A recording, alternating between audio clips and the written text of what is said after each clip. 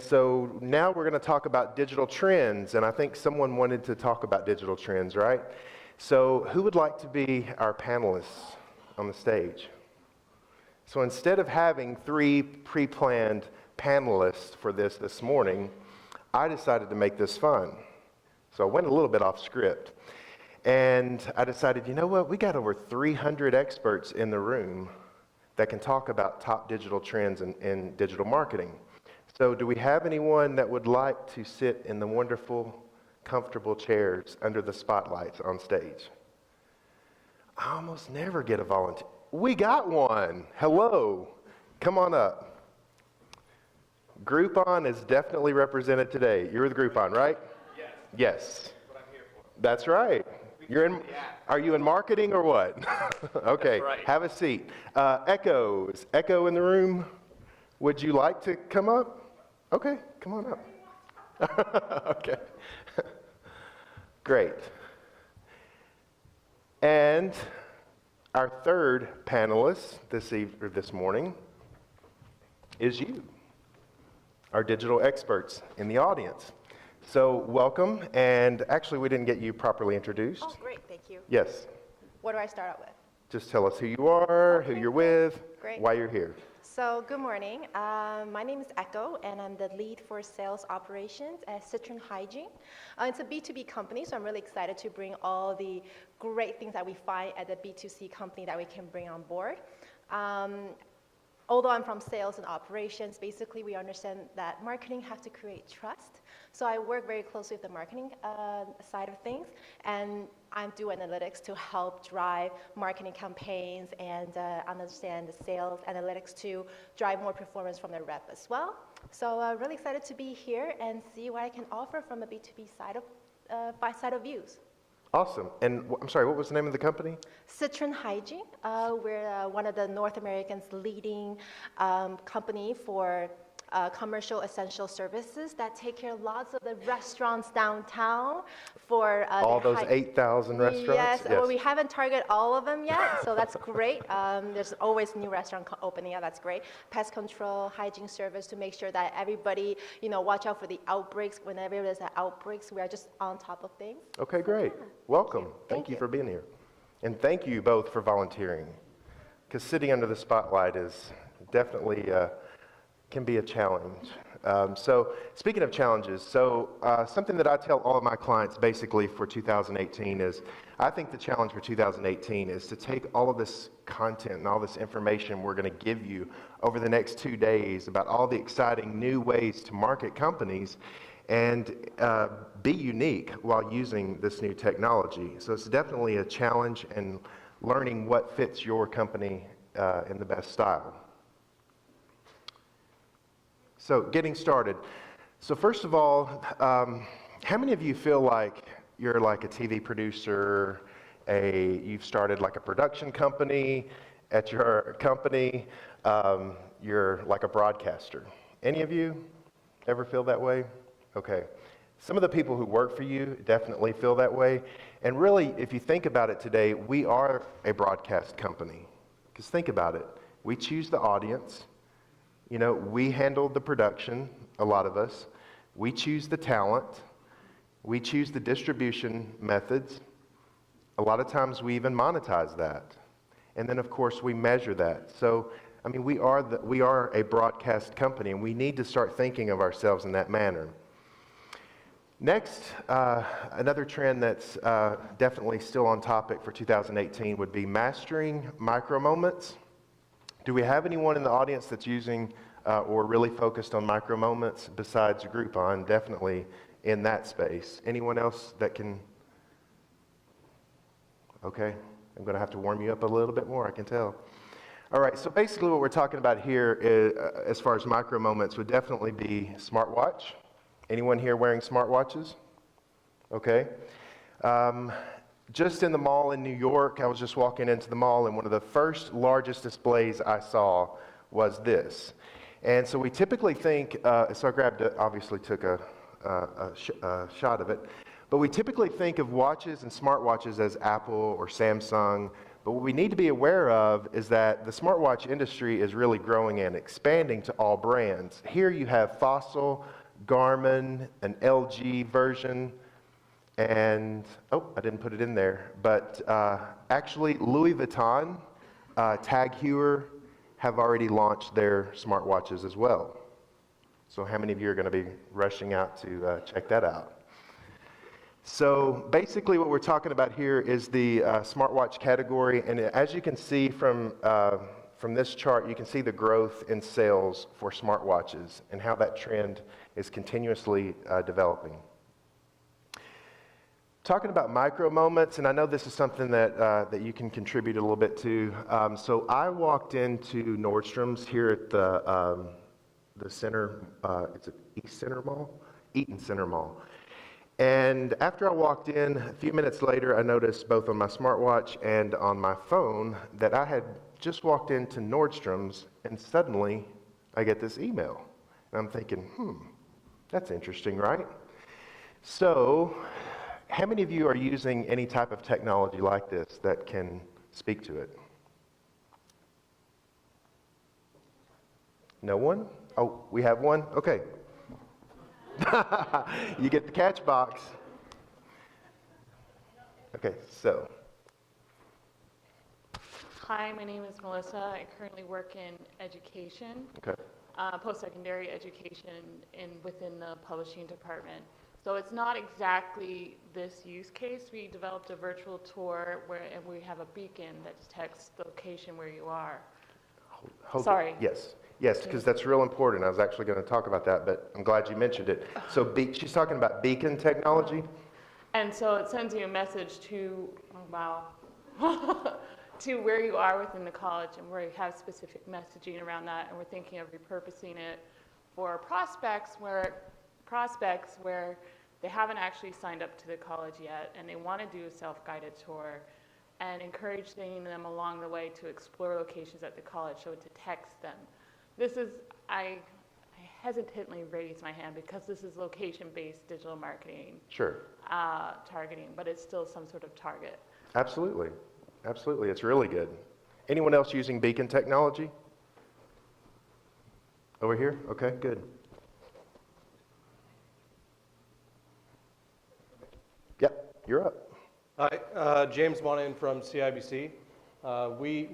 I guess we do two forms of it. So one's the beacon technology, like she's talking about. The second is geofencing.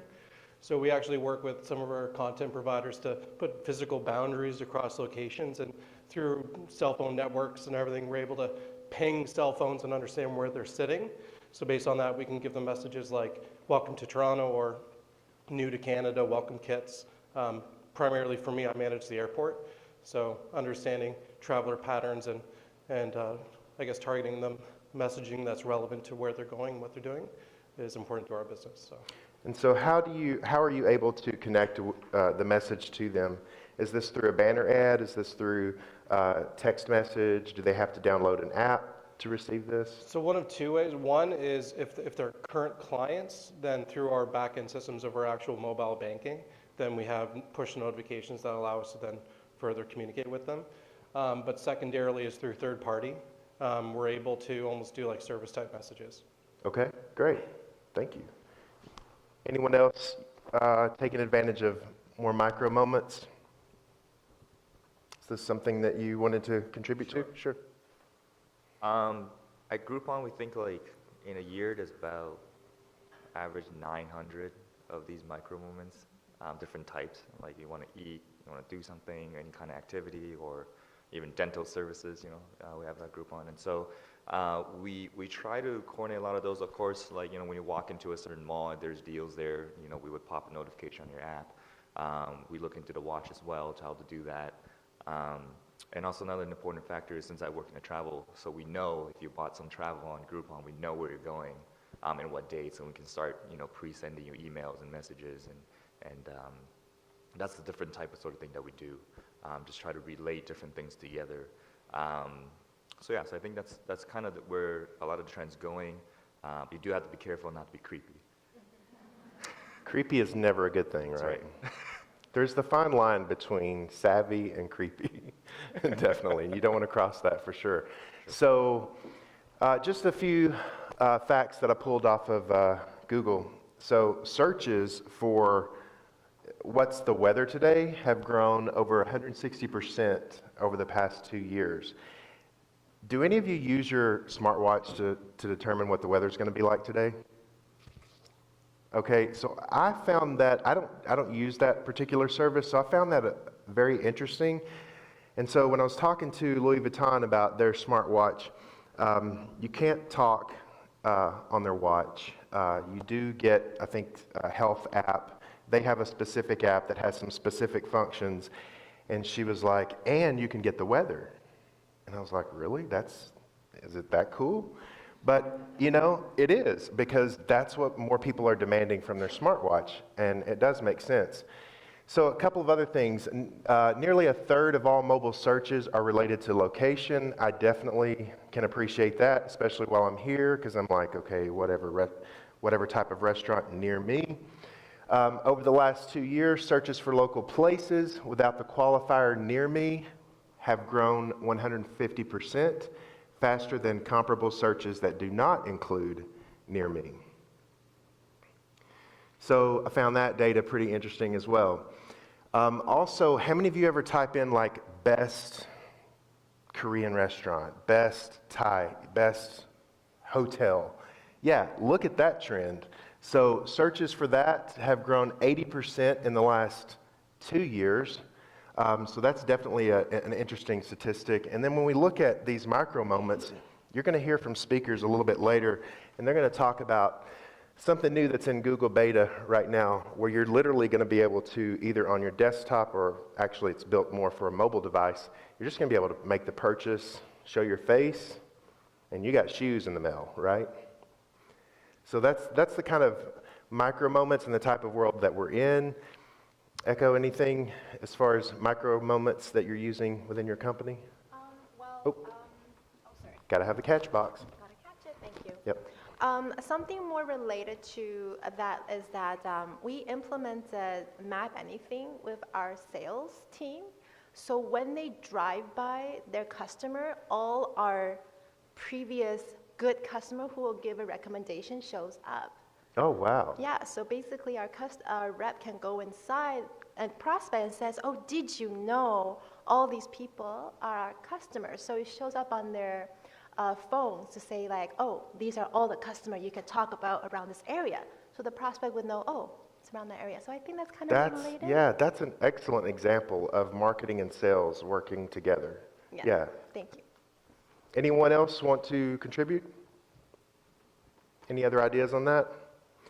Okay, when we talk about content, you know, we're always talking about content. Content is king. I'm still trying to figure out who's queen, but content is king.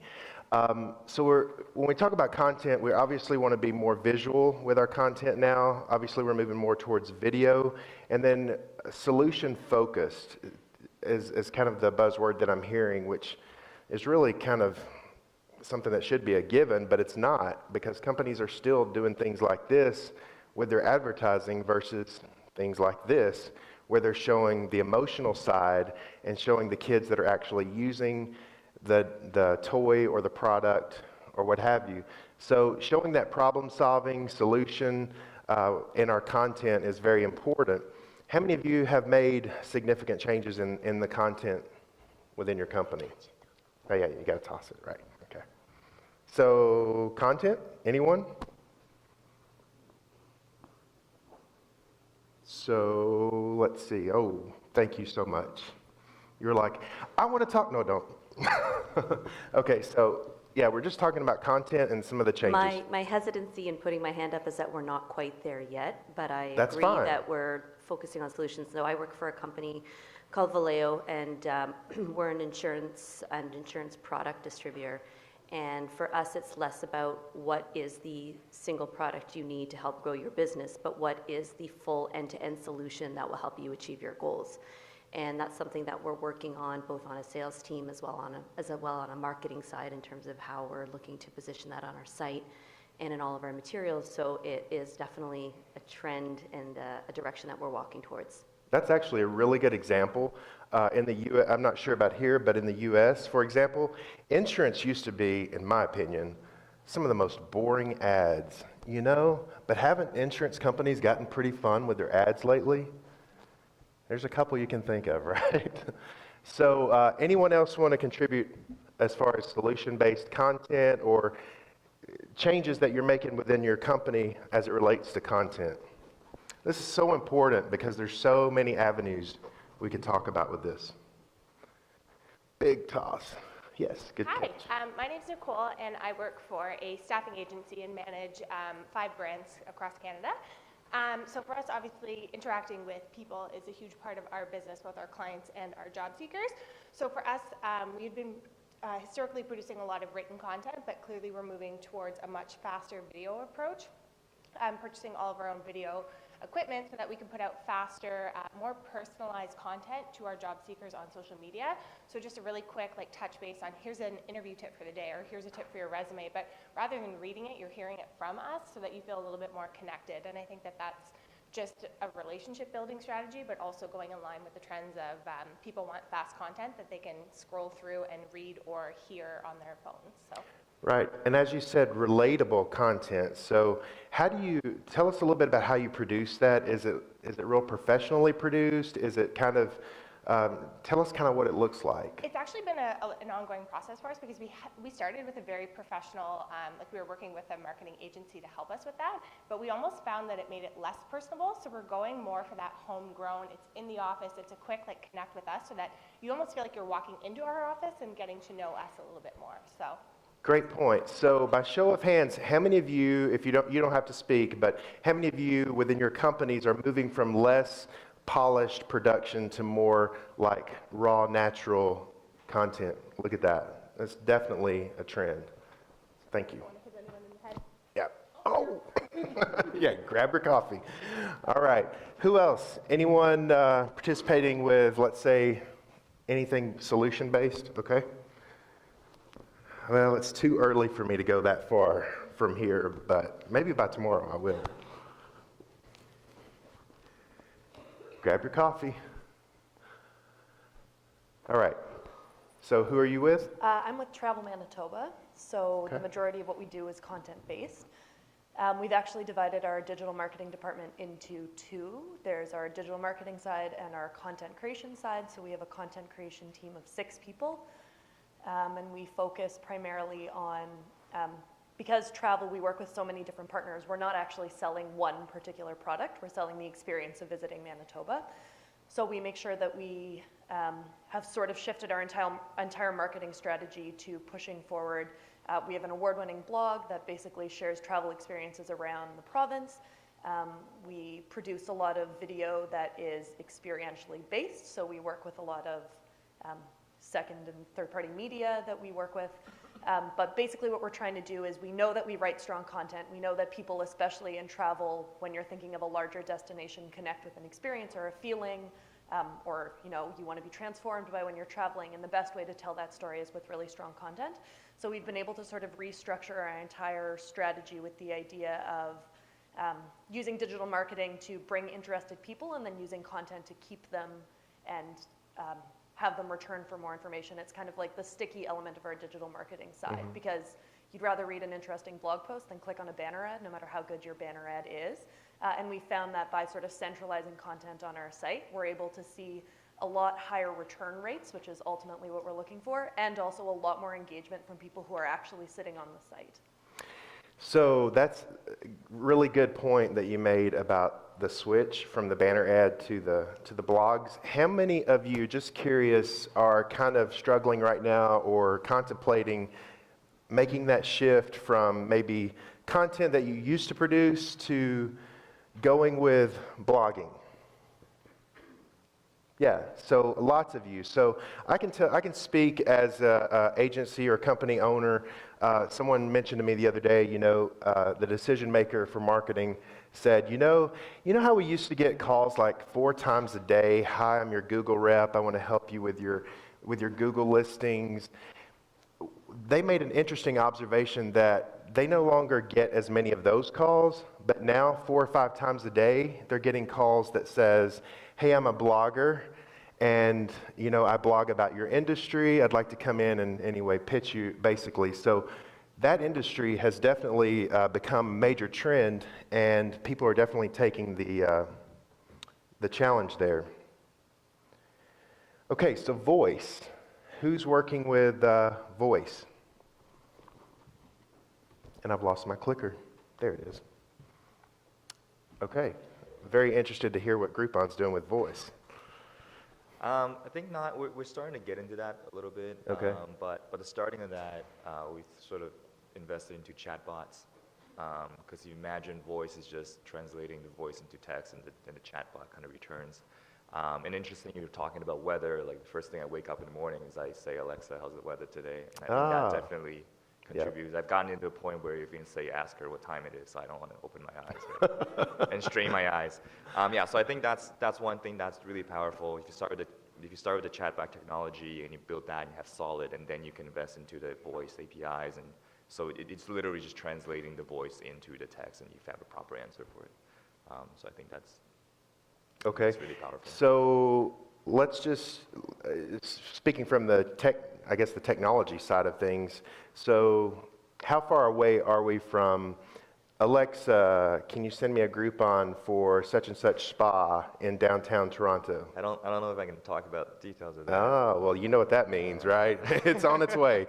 But you haven't seen Google's newest thing where the robot would call a restaurant. Yes. And you saw that, right? Yes. That Have any of you really seen powerful. this? Okay, so Google Assistant is crazy. I mean, I've been waiting on this all my life, right? Google, schedule me a haircut at such and such at 3 o'clock. Yes, sir. I mean, that's great, right? So here's an interesting statistic for you. This is actually an area where most of us are behind. 70% of consumers want to use voice more right now. I mean, they have Siri, they have Alexa, they have Echo, they have it in their homes, and they want to be able to use it even more than they're currently using it.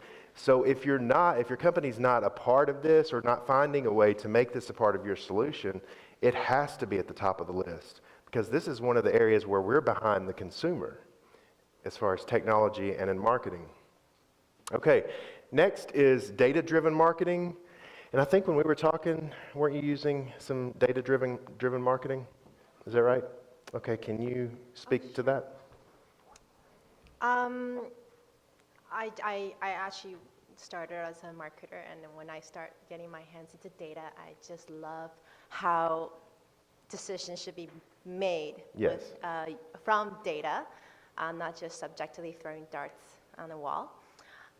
So in our customer database, segmentation is super important.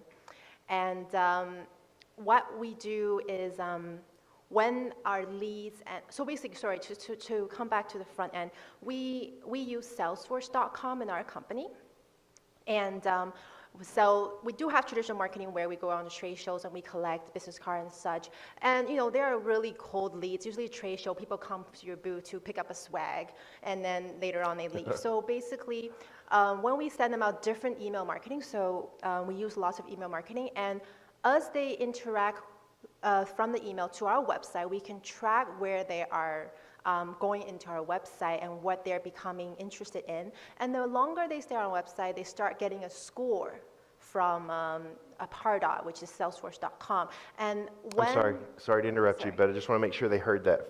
They get a score from? Pardot. It's a marketing. Okay. It's a marketing app from Salesforce.com, and as they continue to interact with our website, with our emails, then their score keeps on getting higher. Okay. And once their score had reached a certain point, then we would dispatch it out to our sales teams like, hey, the lead is nurtured now, please go right ahead. And we will run analytics on how quick, when we run a marketing campaign, how many leads becomes warmer above certain numbers. And then how quick did they get there? What industry is there? What are we doing correctly, launching a certain product with the right season? So we're Okay. all tracking this in Salesforce, running dashboards. And Okay. Yeah. So that's Pardot, which is an app inside yes, Salesforce. Salesforce.com. Okay. Anyone else out there using it? Okay, good. Anything to add to that as far as data-driven marketing? We do it all the time. Yes. Of course. Who else is just maybe getting into data-driven marketing? And it's like a nightmare trying to manage it. Everyone, come on, I know. Yeah. Thank you so much.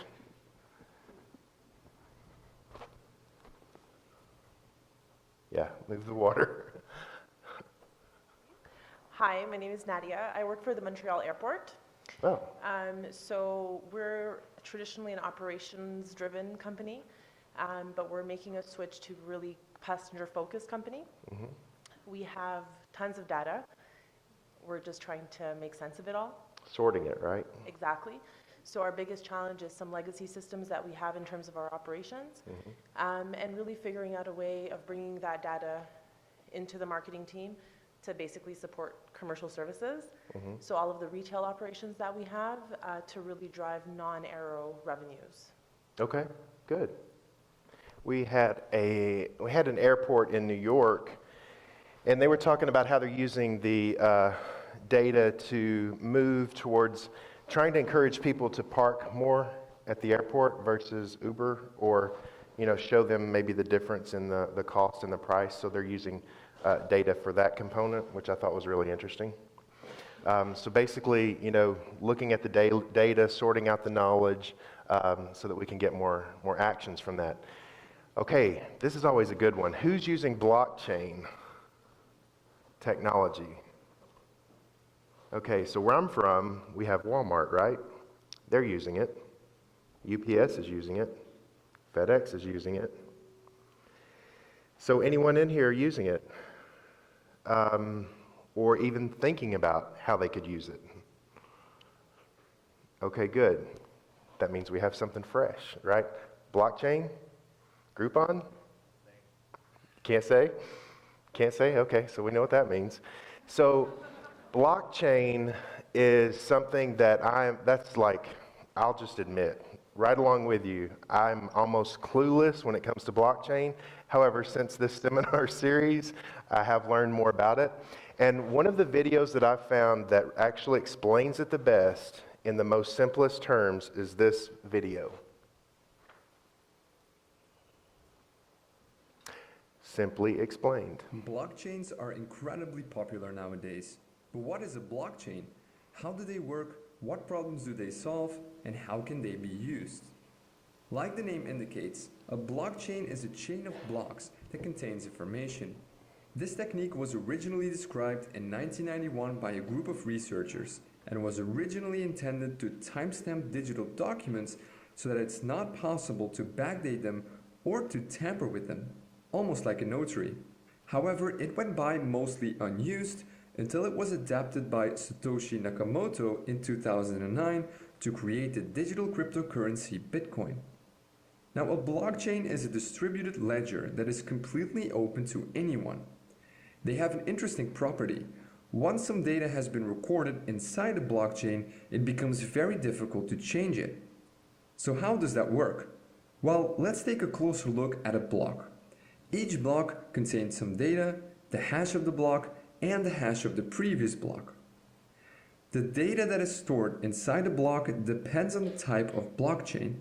The Bitcoin blockchain, for example, stores the details about a transaction in here, such as the sender, receiver, and the amount of coins. A block also has a hash. You can compare a hash to a fingerprint. It identifies a block and all of its contents, and it's always unique, just as a fingerprint. Once a block is created, its hash is being calculated. Changing something inside the block will cause the hash to change.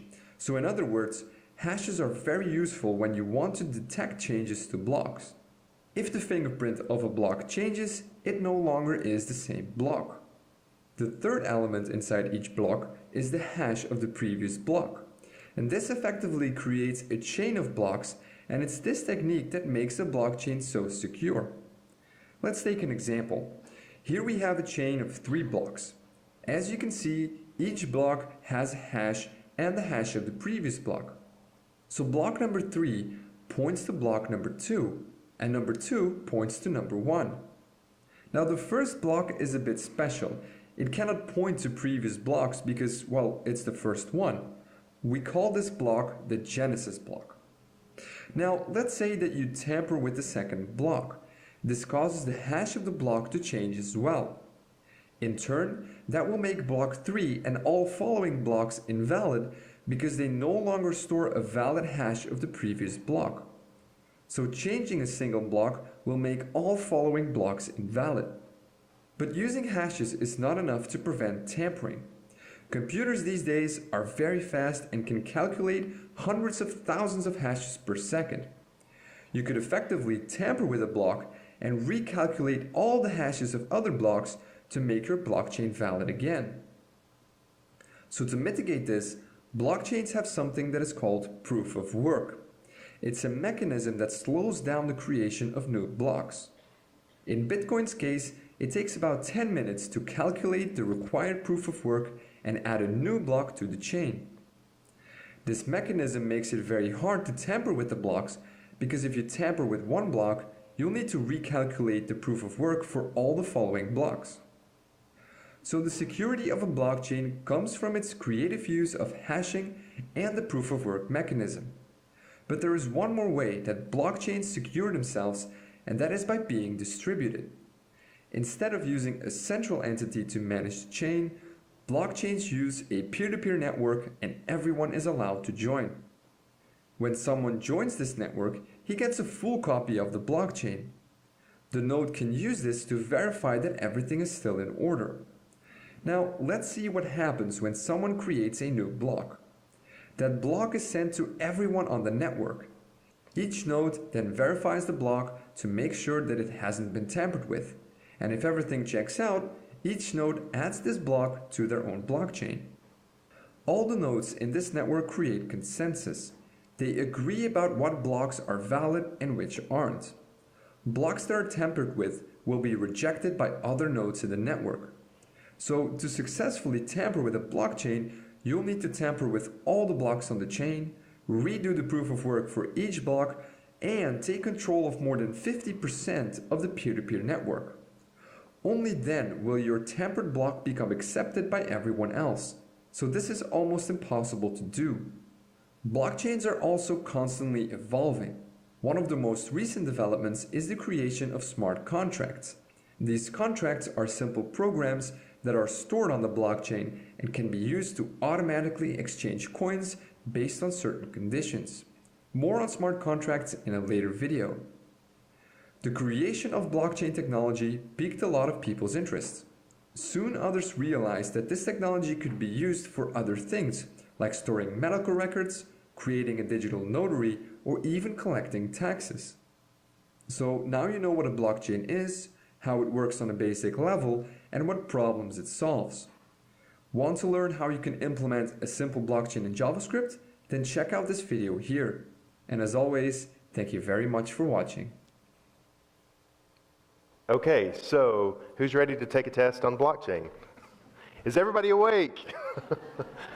Yeah, so definitely can get a little cross-eyed when you start watching videos about blockchain. It is something that's definitely an emerging serious trend that we need to take a look at. In fact, coincidentally last night I was watching a local financial expert, and he was talking about stocks and things like that, and he was talking about how blockchain had been moving up and down, and he described it as his major quote was that he looked at blockchain technology the same way we looked at the internet before the internet became popular.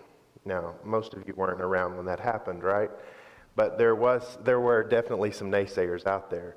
So it is definitely something that we can use. At one of the conferences I just attended, and actually we do have people in the travel industry, right? Anyone in here from timeshare, by chance? So hopefully, if you're in a certain industry and you saw this video, some light bulbs went off. For her, she was in the timeshare industry. So you can imagine how this could work almost like currency. So if you own a timeshare, let's say in Canada, and you wanted to exchange that with me for a timeshare, let's say in Florida, in the US, then we could simply do that through an app, having a conversation with each other and an exchange for each other. And the system would automatically manage all of that versus now they call into a call center and check, what's available, and it's a much longer, detailed process. So definitely had a light bulb moment for her. Rallying influencers. How many of you are using or shifting towards influencer marketing? We usually get some really interesting comments about influencer marketing. Was you right? Kind of, sort of. That's what we want. I did it. Okay, my name is Alex Wilson. I work at a PR agency, but I mostly do social media. It's a microphone. It's me. I'm too close. Okay, so influencer marketing became really big for us a few years ago, and it's something that we have kept going with, and it's kind of like the wild, wild west right now. There's a lot of companies that manage influencers. There's a lot of influencers that have their own managers, and then there's some influencers that just work for themselves. And so what we're sort of trying to figure out is pricing and the best ROI. So, it used to be influencers, their following was their reach, but we all know that every person you follow and all of your followers don't see all your content on all your channels. So figuring out what the true reach is and the true ROI for our clients, that's sort of our big challenge with influencers. But it's a fun space. Okay. And can you say what type of client or? Sure. So I work on two big brands. So my big ones are Pepsi. It's a beverage brand, and then also Gallo. They're a wine distributor. So Okay. Anyone ever heard of those? Pepsi and Gallo? Yeah, they're kind of big. Kind of big. So they are really into the influencer space. There's a lot of use cases of consumer. We are direct to consumer, so trying to get our products into consumers' hands is number one, and using influencers as a way to be authentic, right? To drive that trust and authenticity in a way that maybe a commercial is too impersonal, but someone they like and follow. So we're really getting into micro influencers now, so it's less about working with big celebrities and more about really getting targeted into someone in Toronto who loves rosé. So it's a fun space. Okay, so hold on, because I'm so glad you spoke. Like, there's so much right there. So I was just talking to a company that it's called IndieHash, and they were on our cruise, which, by the way, if you guys ever want to do a digital marketing conference on a cruise, you need to do this one. It's very nice. So we were on that cruise talking about influencer marketing, and one of the points they made was in their database, the company's IndieHash. I guess I should plug them if I'm going to talk about them, right?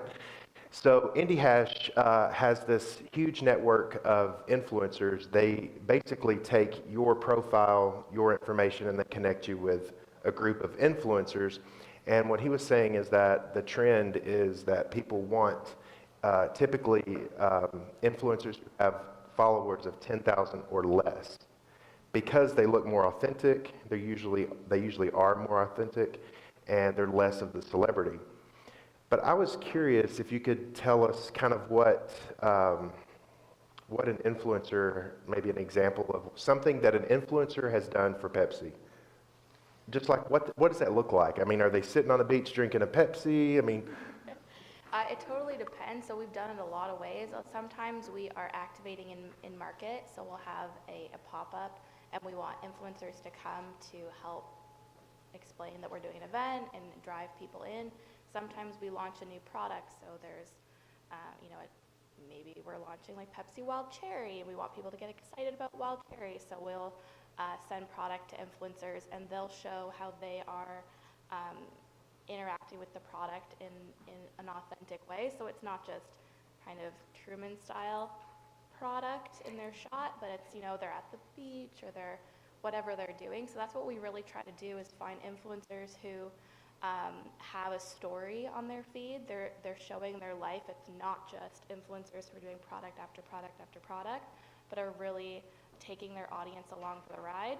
And we try to find ways to sort of authentically weave our product in, so, and have a different voice for each of our brands. There's about 9 major beverage brands in Canada, lots of like sub-brands underneath, but making sure, you know, a Gatorade influencer is different than a Mountain Dew influencer, is different from Tropicana. So all under the Pepsi umbrella, but different people speaking about different things.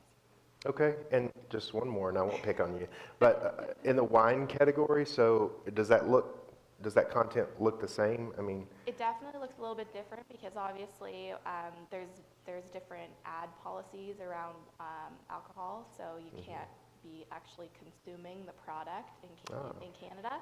So you can hold the bottle, you can hold the glass, but you can't actually be drinking, just from an ad perspective. So finding ways to still represent our brands. Influencers are really big for wine. Everybody loves wine. So, but we invite them to a lot of events. So for a lot of our brands on the wine side, the actual inside the bottle is really important. So there's information about the wine that we want to share out. So we invite influencers to tastings or to the vineyard, or to really get an experience with the wine. And then on the more like branded wine side, so where it's more about the brand on the bottle versus what's in the bottle, we're just having them, it's kind of the same as CPG. We want them to show, you know, rosé all day with their rosé. Yeah, that's good. Thank you so much. That was good stuff. Who else is using influencer marketing? Over here? Okay.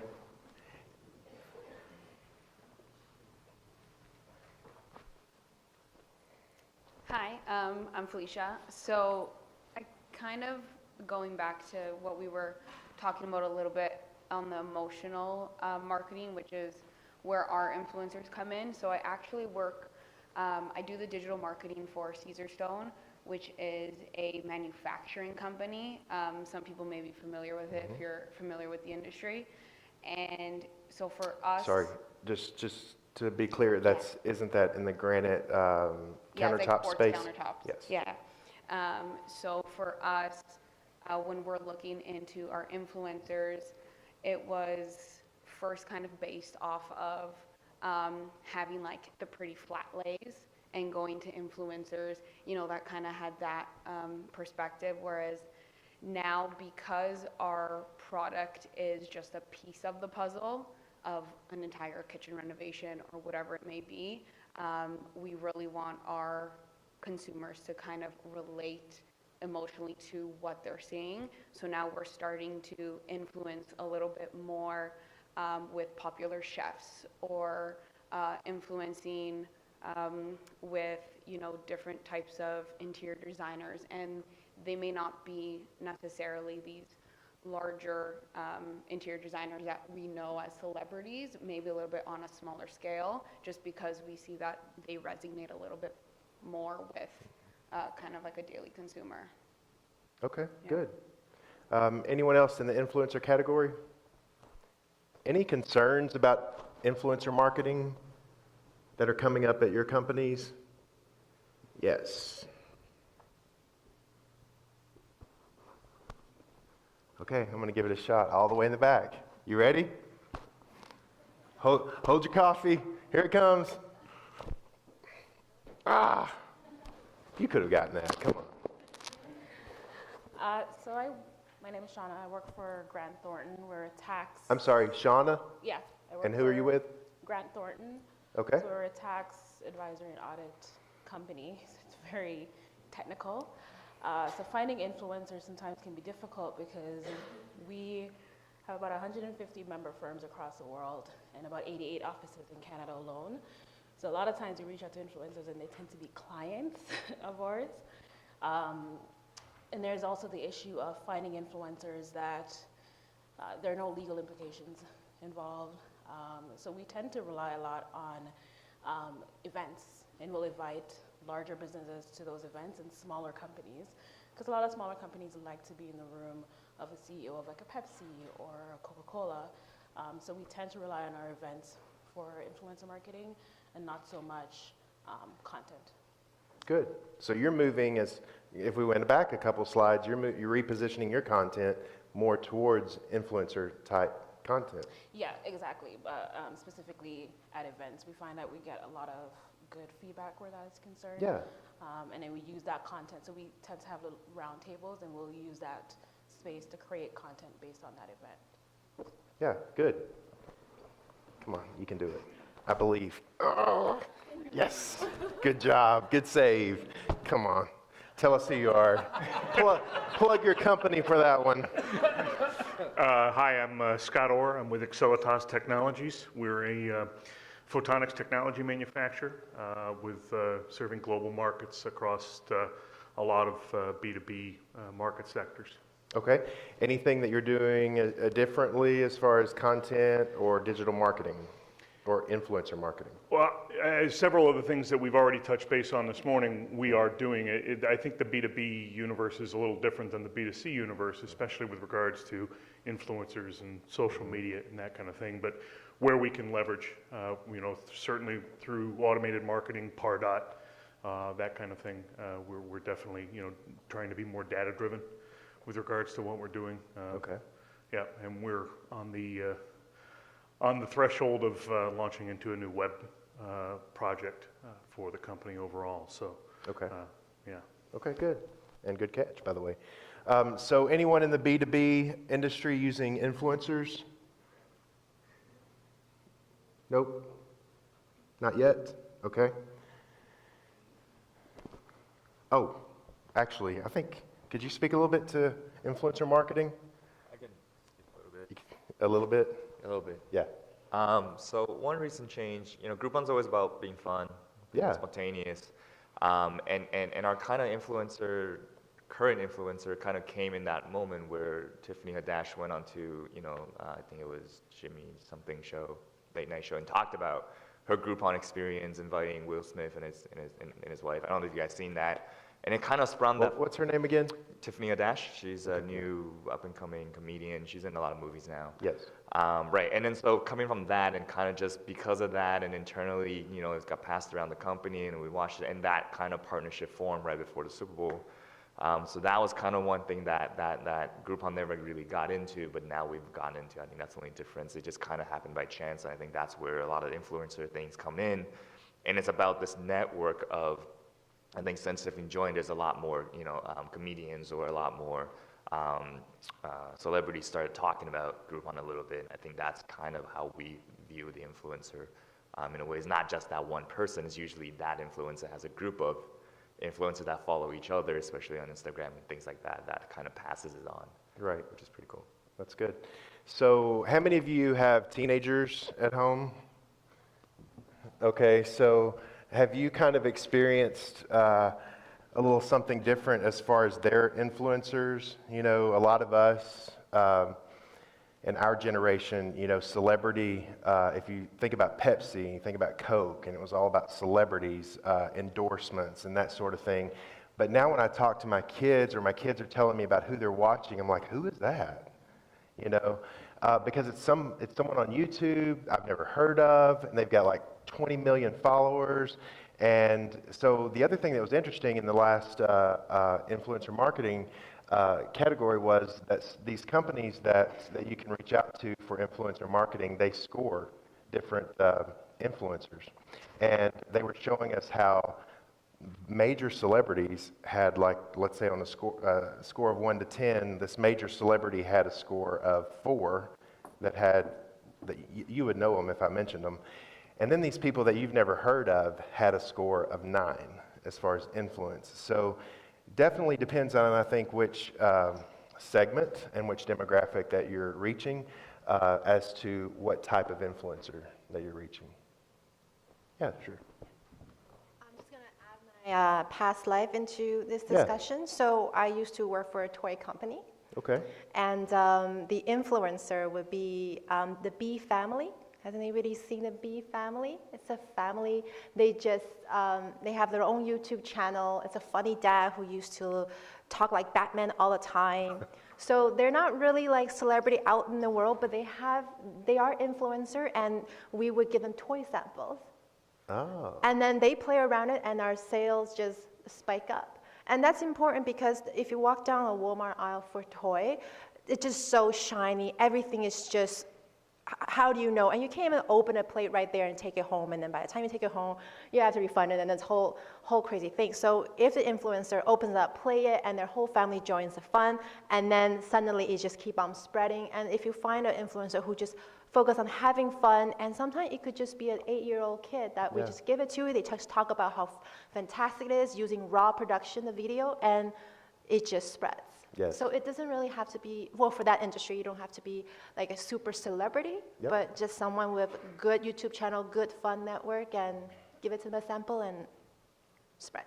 Yeah, great example, because I mean, you know, most of us, we grew up, you know, seeing a toy after our favorite cartoon on Saturday morning, and we're like, we want that toy. But now the, you know, 7 to, let's say, 10-year-olds, they're coming to us and telling us about a toy they saw on YouTube, you know, from their favorite channel that we've never heard of. So definitely the influencer category is significant. We talked already about rebalancing content. We did touch on that with a couple of you, so I'm going to go ahead and move past that. Artificial intelligence that's not too artificial. So this is where we get into like chatbots, VR, AI, things like that. And I know you have plenty to say on that. Well, I think I think AI can be used in many different ways, and basically, you know, in tech, we kind of categorize AI not really as this super smart robot that you think about is going to take over the world, like Skynet and, you know, like Terminators, but just any time the machine is learning a little bit from the data analysis, mass data, and just trying to make decisions from that. Again, I got to go back to the Google example. Like, they add in hms and ahs into their robot voice, and just, you don't know. If you're at a busy restaurant, you're answering that phone, you just can't tell they're not a legitimate human. Wow. It was. If you haven't listened to that clip, you should definitely listen to that. And, you know, on the Groupon side, you know, we're investing to chatbot. The first obvious one is a CS support. Mm-hmm. You know, we want to proactively ask you, hey, how's it going on? Especially in the travel industry, when you're buying a Groupon for like $2,000 to go to an all-inclusive package to, you know, the Middle East or Asia. There's usually a lot of questions, but from data, we know that there's usually 5 or 6 different questions. Like, what does double occupancy? I'm sorry, 5 to 6 what? 5 or 6 common questions. Common questions. That users really have, and we really try to home in and just over time train that robot. Oh, this specific question for this specific deal, answer in this way. Like, what's double occupancy mean? That's like the top question in like the travel industry, if you know. And that just means you have to have 2 people in the room to get that price, or else you get charged extra. And a lot of customers get frustrated calling after the fact, and that costs us money. It's not good for the customer experience, and so chatbots really help in that respect. It's just really simple, transferring what you know about your customer to just start answering those very common questions very fast. And I think that just focusing on the customer is really what we were trying to do. Yeah. How many of you have noticed that we've moved quickly from a time where we couldn't wait to hit the X button on the chat that popped up? We're like, whatever, you know, you're a robot, get out of here. To now we're actually having a full conversation, and it's much more authentic. I'm curious if anyone in here is using AI, virtual reality, anything like that with their companies, holograms, anything like that. Chat. Oh. I'm going to toss it to you. Our company, Gledcor, is actually started to use VR to show building, how it's going to look, where the pipings are going to go. When they're doing land inspections, they put it on the inspector and they take it to an empty lot and showing where the wall is going to be, where the wiring is going to be. And we use it in our social media. We build a little video and we sent it out. We had so many more responses just for the VR than we did for anything else, just so that people can see what we do. Sure. So VR is extremely kicking off in Yeah, marketing. absolutely. There was someone from the, did you have a comment? Yeah, it's like an auction. If you do this, I'm going to get you. Anyone in the real estate industry? There was someone in the real estate industry. Okay, over here. So I don't see any coffee, so I think you can catch it. Yeah. So, you know, Matterport, obviously virtual tours, that sort of thing has just blown up in the real estate industry. I'm kind of curious how that's helping or changing your business. Yep, so we're in the property management industry. So the company I work for is called Cap REIT. So we manage buildings across Canada. And we recently went into a purpose-built rental, so we're developing the building with a developer. And we have our leasing center, and what we did was we actually used virtual reality and augmented reality to take some of our floor plans. And what we did is we had people come in. So we're using Salesforce. We're using Exact Target. So we had about 4,000 people register for information. We had a soft launch event. We had about 600 people come through our doors. And at that event, we used virtual reality and augmented reality to showcase the floor plans. So we use it to our advantage, and actually one of our leasing specialists did mention to me the other day that because of the augmented reality, it was easier for the prospect to look at the floor plan space and say, you know, I'm not quite sure where that, you know, king-size bed's going to fit, because we had it furnished out with, you know, bedroom furniture inside the bedroom as well. So again, we're using it, and it's been helping us out tremendously so far. So let me just make sure I understand how that looked. So you brought these people into a building that was not finished. And the glasses on, walk through, and you can see a finished concept? Yep. Is that correct? So it's a total finished concept. We did a full rendering of a one-bedroom and a three-bedroom. And they can go into the one-bedroom, they could go into the bathroom, the kitchen, and they can take a look around to see what it's going to look like, because we can't show them a finished suite right now. Right. How that could change, I mean, you can just, I mean, my wow moments are happening right now as far as the real estate, the building market. Think about how much money is being spent currently on staging, and how the builders or the real estate companies can eliminate that and instead have that virtual experience and show them whatever they want to show them. So that basically concludes the digital trends portion. Thank you guys so much. Yeah, give them a hand. Give yourself a hand. Thank you so much.